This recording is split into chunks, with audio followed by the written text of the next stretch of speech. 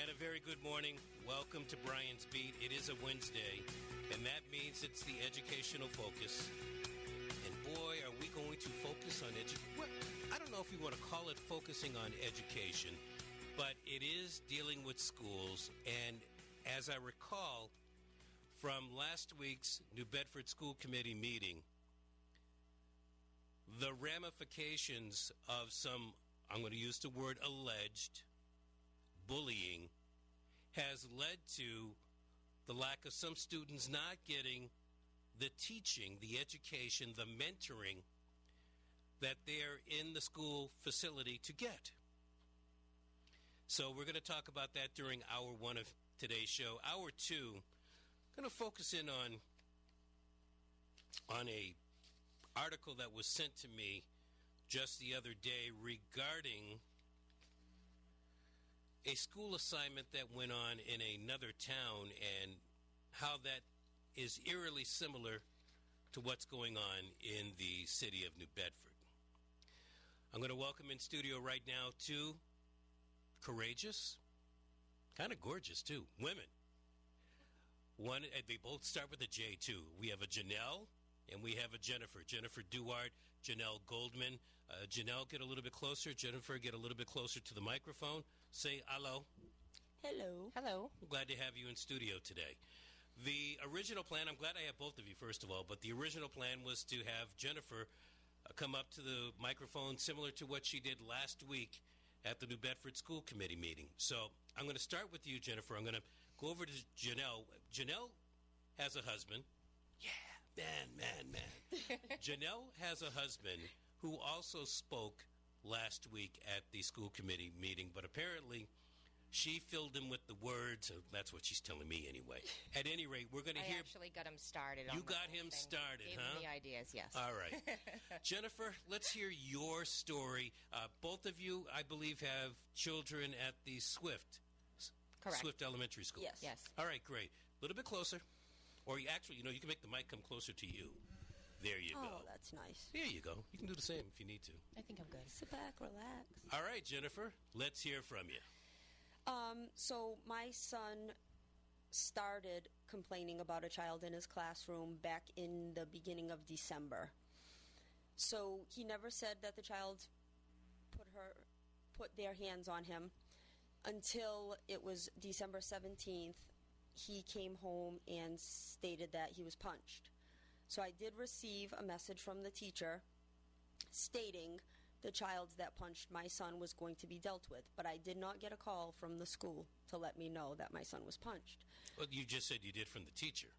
Yes, later on at night. So this happened earlier in the day, actually, and the only reason why it was addressed was because he was punched so hard that he got the wind knocked out of him. So when I asked him about it, he said that this child had hit him several times, but he never told because it didn't hurt. But this time it hurt. So my husband and I addressed it with the principal, and we were told that there's a plan in place and that everything has to take its course in the process. So what I wanted to know was, I want the documentation for this assault, because if it happens again, I'm going to press charges. I think that stands to reason. So, besides the fact that your son was hit several times, but he only said it once to you or once to the teacher or anyone in the school? Yes, but he actually didn't even tell the teacher this time. One of the volunteers in the classroom saw him gasping for air. And then some of the other kids said that he was punched, and that's when he said he was punched. He didn't even get a chance to go tell the teacher because he was gasping for air. Was the student in question the suspect, male, female? Female. Do you think maybe your son didn't want to say anything because it was a girl as opposed to a boy hitting him? He did, and my husband and I also try to teach our kids that when someone is acting like that, you need to love them and forgive them. It doesn't make it okay, but usually that means that they're upset about something and you still have to tell an adult. But if it were a boy, after months of this happening, my husband and myself would definitely have told him to stand up for himself. Sure. I'm interested This had gone on for quite some time, and the school is telling you that there is a proper procedure in order for this to be resolved. We are, mid-February now? February 24. What have you heard from the school? After several emails to the superintendent without any response, I then went to the school committee. I was contacted by, I believe he's the assistant superintendent, Jason DeFalco, and he told me the same thing, that there was a plan in place and I needed to be patient with the process. And I said, kids are not learning. My son is coming home struggling, and he has never struggled in his life. He has great grades, he's a bright child, and he's coming home struggling. And I said, it is nothing against this child. This child needs help that they're not getting. And I kept getting, there's a plan in place, and I have to be patient with the process. There were several meetings with my husband and myself, and either the principal, the student adjustment counselor, and finally with the special ed director and Mr. DeFalco towards the end of the issue. And throughout the entire process, it was, there's a plan in place, and you're not being patient with the process. And I said, we're going on 3 months now. At what point do you realize your plan's not working? And I was told I need to teach my kids to be more tolerant. I was told that I've made this entire process difficult, and I was rallying parents against the staff, which was not the case at all. The teachers were put under so much stress because they couldn't teach with all of this going on. Now, I'm curious, and Janelle, I am going to get to you in just a bit. The student in question that hit your son, are they in the same classroom? Yes, and the student... So why are the other teachers not able to perform their duties? Well, because once it gets to the point where the student was getting violent, they'd have to call different teachers, student adjustment counselors. The teacher would have to leave the room. I think in one case, the entire class was moved up to the auditorium. And what's sad is the school department, where it's gone, the focus is so much on learning time and teaching time.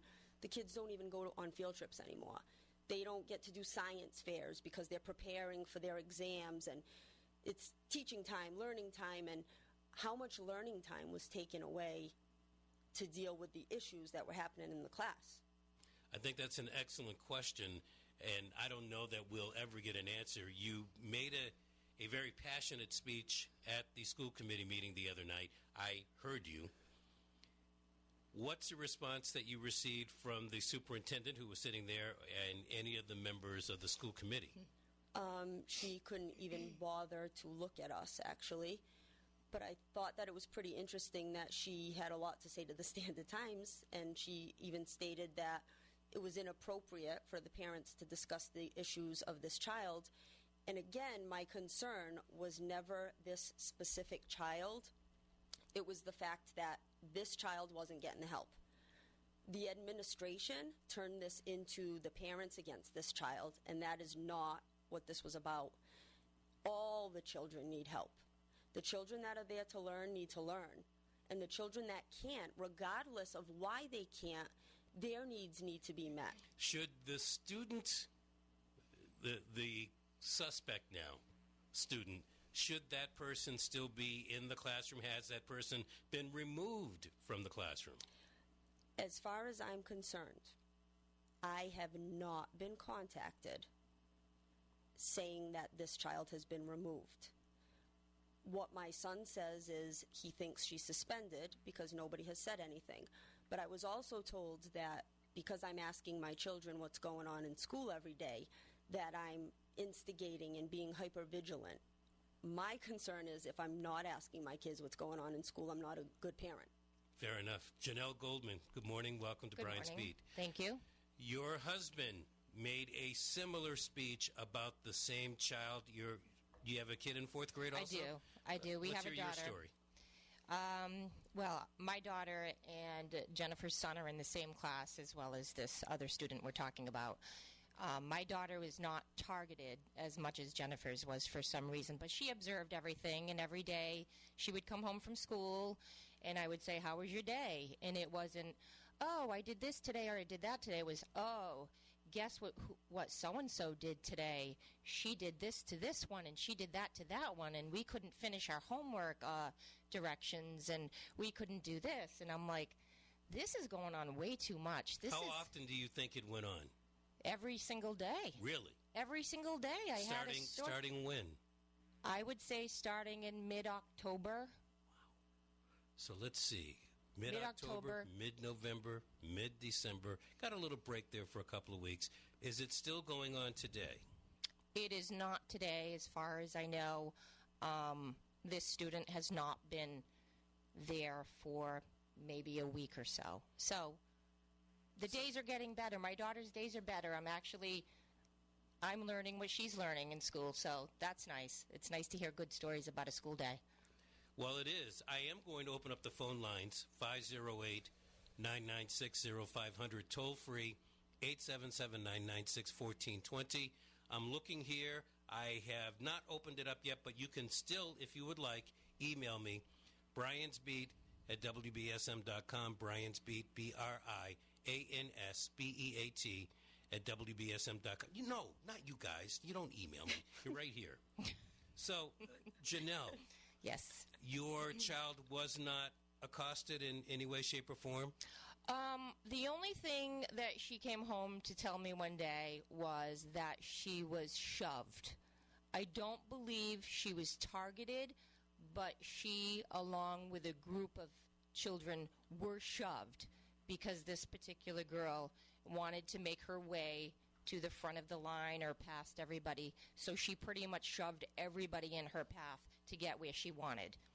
So now you have been told the schools have set up this bullying tip hotline, and that goes directly to the police department. Mm-hmm. I have been reading and actually posting on this forum, and people are on the school committee. And at first I thought, well, maybe you can, or the superintendent. But as I read more from Channel 6, it turns out that this tip line, what happens, it goes to the police, and then it gets sent right back over to the school department. Do you think that is a good procedure? Absolutely not. Why not? Because our issues were not even responded to. First of all, like I said, I sent several emails to Dr. Durkin without any response. Whether it was I have received your emails and Mr. DeFalco is going to handle it from this point on, that's all, that would have been fine. I did not get one response. I think the public needs to know that there are several issues going on in the schools that are being hidden. And this is hidden? What do you mean by that? This is a level 1 school. If this is what is going on in our school and we're being ignored as parents, what is happening in other schools? You feel the same way, Janelle? I do, yes. So, let's see. The school, through the school resource officer, has set up this tip line. It goes to the police, and then it goes back to the school administration. You don't believe that they can handle that?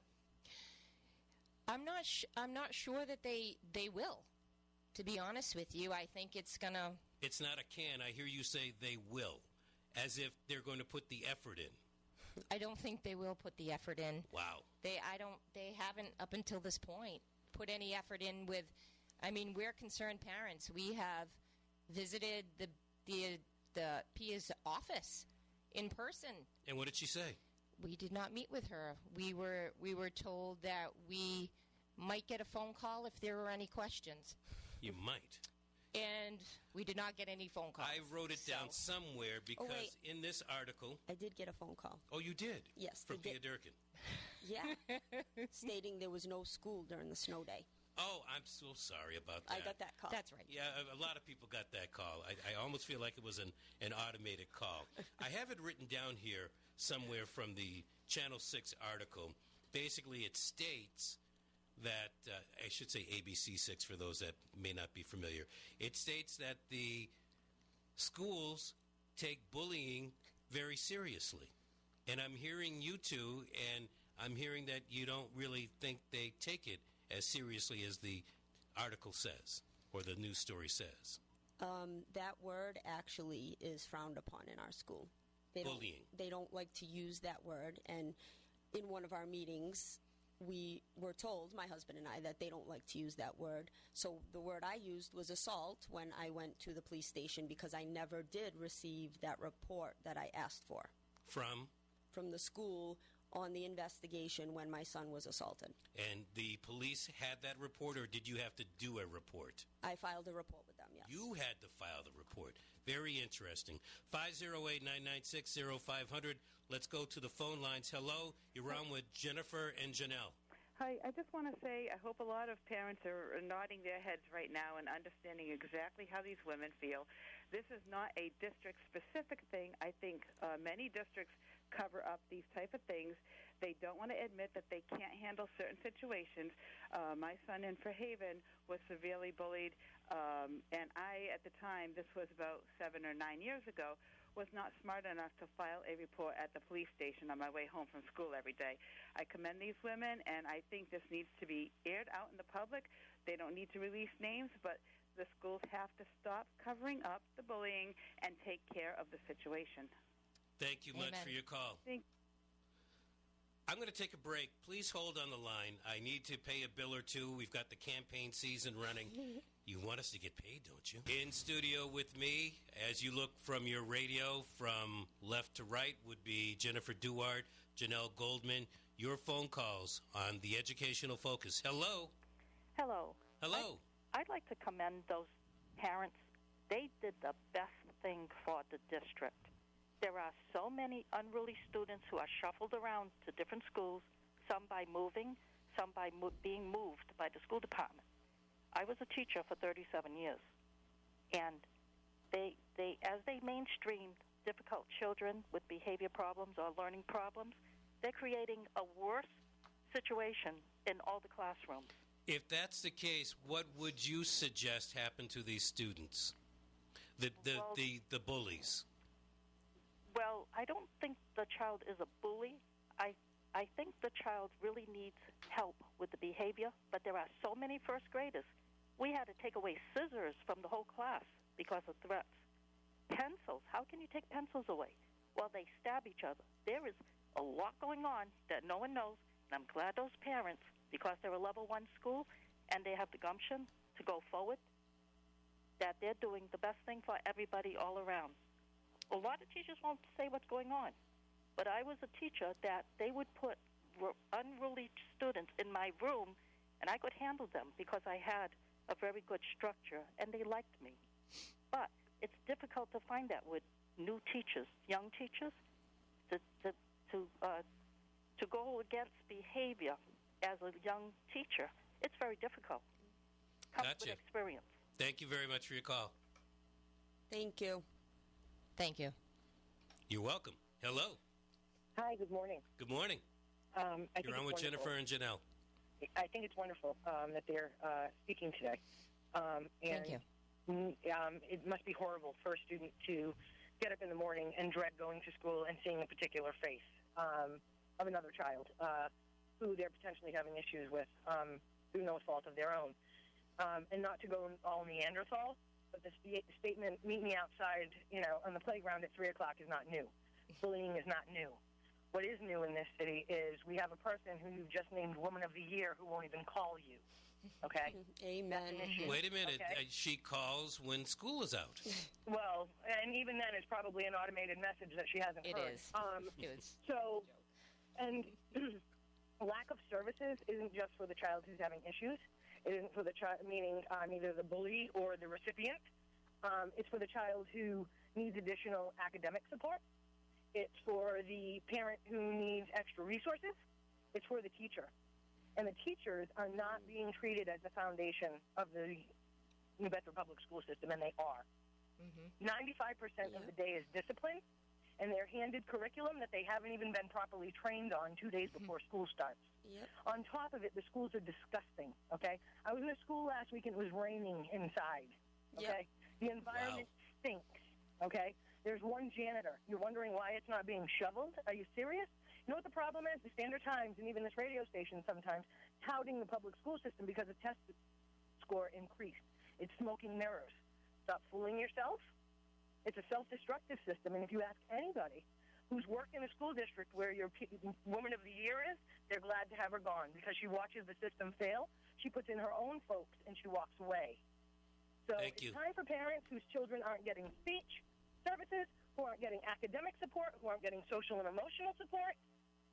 It's time for those parents to come out of the woodwork. Get out of your house and get to these meetings and start talking. Start talking about what you see. Your teacher, there's a problem when administrators of schools and teachers who have been teaching for years are walking out. They say there's a tough job market. I'll tell you what. If you want to land a job really soon, go to college, get a bachelor's, and go to New Bedford High School because they'll take anybody because nobody wants to be there. Wow. Thank you very much. I appreciate it. Thank you. You want to comment on any of this? I will say that at one point the support was given to my son. He was placed on a safety plan. What does that mean? What's a safety plan? That means that it's okay if the rest of the kids get beat on, but I guess because I was complaining, they were going to keep my son safe. So my son's entire life was switched around, and he was to be last in line everywhere he went, while the child in question was to be first in line, so they took away the line leader job, and my son was basically reprimanded when he was not the issue. But that was put in place. Never my mind. daughter was assigned to chaperone her son and announce if she saw anybody bother her child. My daughter was supposed to speak up for her son. That was her assignment. So they basically assigned put my child in danger by being with her child because her child was targeted. I don't know who came up with that plan, but it is total BS. Well, did you say anything to any school official in regards to that? No, not that. I did not, because that did not last very long. Okay. Because you stopped it, the school stopped it? Well, I think that didn't it just kind of fizzle out, that whole thing, after a couple days, Jen? Well, I believe that was at the point where I got a call from the principal stating that with the one-on-one my son was hit, and that is when I filed charges with DCF. And I also received... You filed charges with the Department of Children and Families? Yes. Against the... School. The school. The school, not the person involved. The school. For failure to keep the other children safe and lack of supervision. What did DCF have to say? They did say they were going to investigate it, but on that case, like I said, I got a call from the principal and an email stating that when the one-on-one was trying to restrain the child, my son was hit. And the one-on-one and another witness saw it. But after the fact, when I met with Mr. DeFalco and the special ed director, the room was very excited to show me the video of the surveillance that the PTO provided for the school because the city did not provide a security system.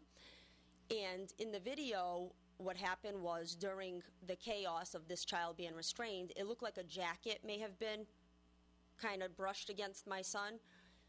So when I saw it, I said, well, he felt something touch him, and 2 people said he was hit. So he agreed. He never lied. I'm the one who got the call from the principal.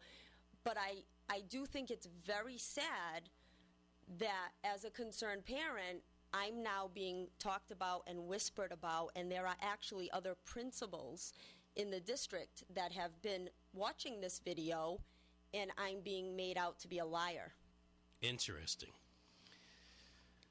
Oh, how this tangled web just keeps on weaving itself. Hello. Good morning. Good morning. First of all, I'm very sorry for what you have to go through. I mean, I don't know what to say. As a parent, that's one of the main reasons why I put my child in private school, and it's hard, and it's a hard sacrifice. But this is the reason why. But I like to say the question that I have, for you 2 ladies, was that child in the class last year? No.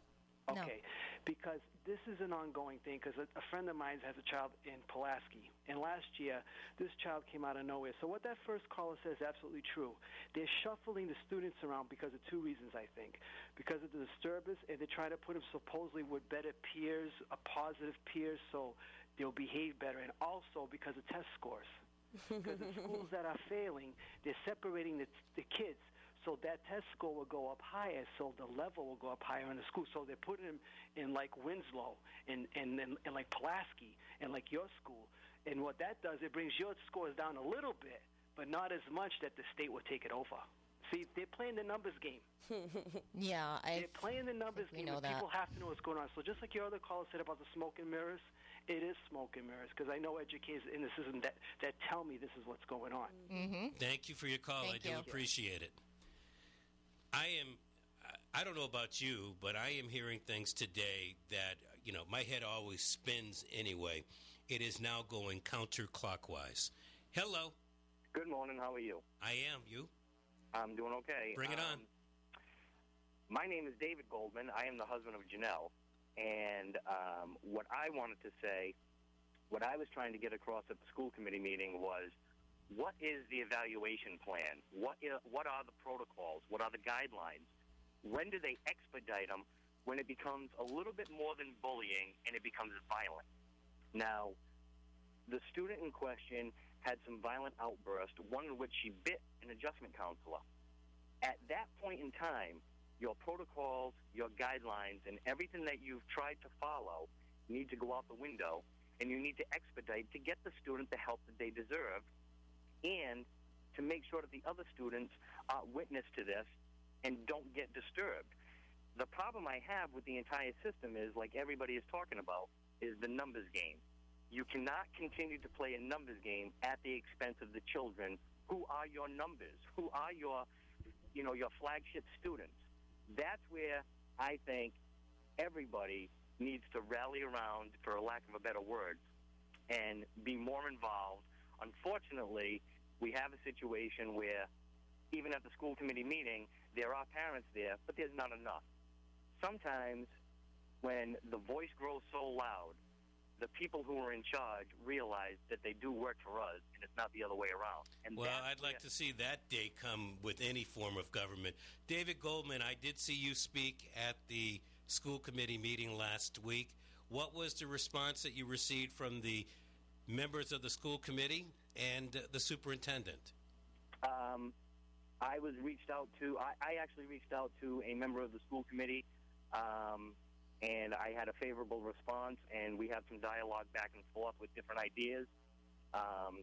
Those talks will remain.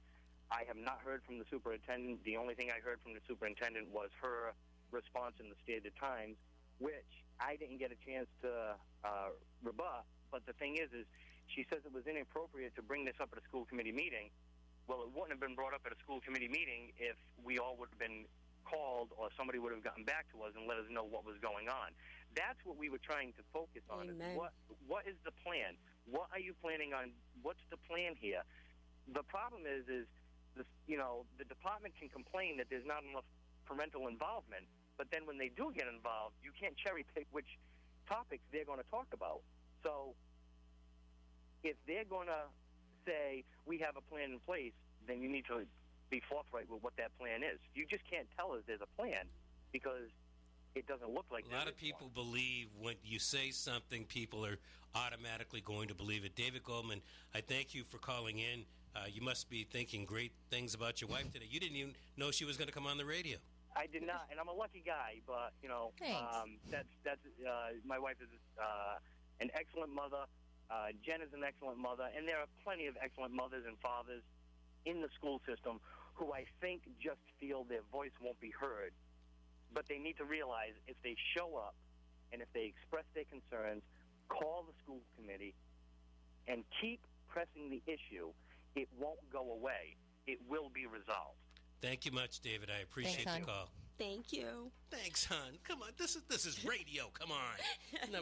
One more call before they have to depart. The Standard Times has them after me. Hello. Hi, how are you doing today? Excellent. You? I got to tell you, first of all, You parents that are standing up for what is right, I commend you on that, because you need more people to do that. Thank you. Thank you. And I'd like to say that, there's really a few things at play here. And number one, I think it all starts at home with the children. And I think nowadays there is a certain percentage of homes where the parent isn't home, they're not overseeing the child's schoolwork, the child is not being disciplined, and then in the morning when this child comes to school, now it's put in the hands of the teachers, and I think that's thoroughly unfair, number one. Number two, as far as the public schools go in New Bedford, it's absolutely a complete mess, without question. I don't know why we are protecting those who are hitting others. Thank you. Those children need to be removed and put in a separate classroom. Those Yes. other children are there to learn. Yes. As far as I'm concerned, I went to New Bedford High School, and let me tell you, when Mike Longo was the headmaster there, he said it on the first day of school. If you want to be here to learn, you can be here. If you don't, there's the door. Amen. You know, that should be the practice all around. Thank you so much for your call. Thank you, sir. I know you two have to go on. I'd love to keep you, and obviously we have callers that want to talk to you. What's the next step? Obviously, you're talking to the Standard Times today, but what is the next step? What should people do? The first reason why I'm actually speaking to the Standard Times is because I don't think that the superintendent's response to the school committee meeting was the truth, because she did state that at no time were the kids in danger, and she dealt with the issue. I think none of those are true, and that is why I ended up filing with DCF. I said in the next step, like Dave said, I don't think, had the administration said, you know what, we may have mismanaged this behavior and let's move forward, then maybe some of the parents would stop pressing these issues. But the administration thinks this is no big deal, and what's going to happen next week when there's another child that needs the same help? We have never gotten to the issue. We've just swept it under the rug. So what happens Well, you've got when the it's... bullying tip line. Yes. There's a start, I guess. But Do you really believe that? No. No, you've already said no. No. It goes. You know what it does? All it does is it's. You ever go up a highway and it gets all clogged up, and so they make this sweep around. If you think of Rhode Island, you can take 95 straight through the city, but then they've got 295 that arcs around. Mm-hmm. It's a longer arc. Sometimes it gets you there quicker, but that's what I see here. So you arc and go through the police department, but then the police department takes you right back to the problem source, or the source that you're considering the problem right now. Mm-hmm. So it's actually going to be a longer route because you're going to have that little detour. Or the question is, if nothing has been satisfied now, who's to say that something will get satisfied later? Right. Correct. You know? I agree. Deep. All right. Sorry. On that note, I'm going to say thank you, Janelle Goldman, for coming in, Jennifer Duarte for also coming in, Thank you, Brian. Michelle Furtado for setting this whole thing up. This is excellent today. Thank you. I'm sorry that you had to come in. I'm glad that you did, and I will be talking to you guys soon. Fair enough? Thank you. Thank you. you.